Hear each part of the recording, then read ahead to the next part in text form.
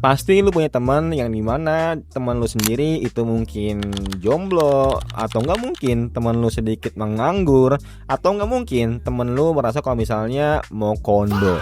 Dan tentunya kenapa mereka itu bisa dibilang lebih percaya diri dalam soal percintaan dibandingkan teman lu yang lain yang sibuk kerja, sibuk ngurusin masa depan segala macamnya. Dan kenapa ada orang mau kondo yang benar-benar tetap laku di dalam dunia percintaan dan apa ciri-cirinya?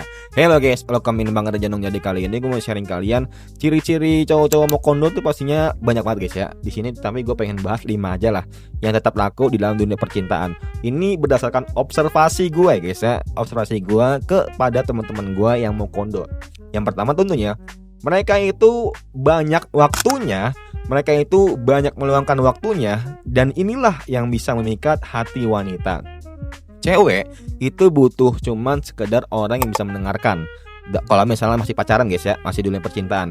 Sedangkan orang yang sibuk kerja, sibuk ngurusin masa depan, ya mereka gak ada waktu gitu. Nah tapi cowok-cowok yang nganggur, cowok-cowok yang mau kondo, mereka banyak waktu. Mereka bisa benar-benar romantis di chatan segala macamnya. Nah hal inilah yang bisa memanggil jiwa dan raga seorang perempuan wanita itu terpikat dengan cowok mau kondo itu sendiri ya cuy.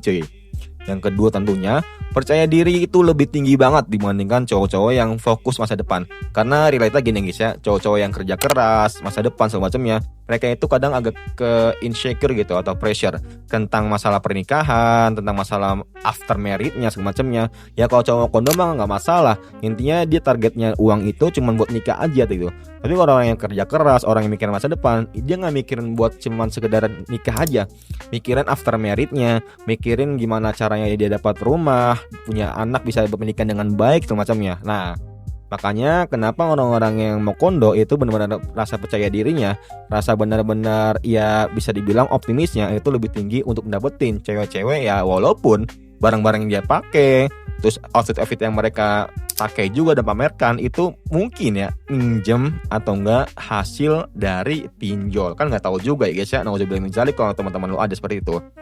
Yang ketiga tentunya jago ngolah. Nah inilah jago ngolah.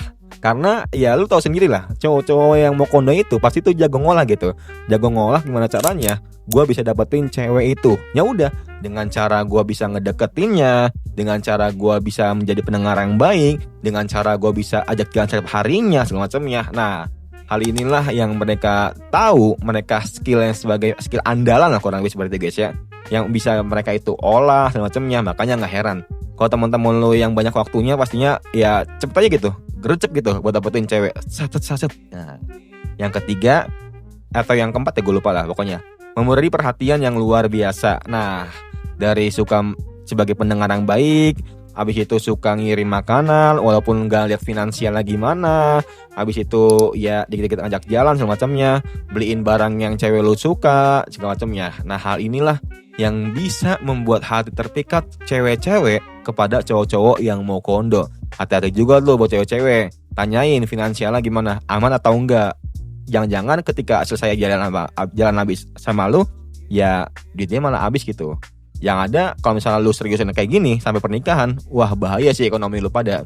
Yang terakhir atau mungkin yang kelima, gak semua orang menilai dari materinya. Ada loh cewek-cewek yang gak menilai dari materinya, cuma dari rasa kasih sayang. Tapi after marriage-nya ya udah, hidup susah, ekonomi susah, baru tuh merasakan kalau misalnya materi itu penting banget dibandingkan cuma rasa sekedar cinta aja.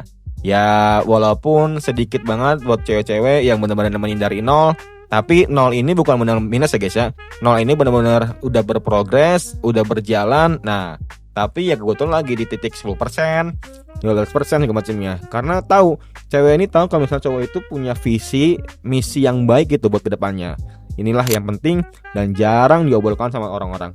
Nah menurut kalian gimana? Kenapa sih banyak cowok mau kondo yang jago banget gitu buat-buatin cewek ya, walaupun dia udah tahu punya cewek satu, kadang nggak puas aja gitu. Punya yang LDRan, punya yang di sana di sini, banyak banget cuy. Coba tulis di kolom komentar. Semoga bermanfaat and see you next time. Bye.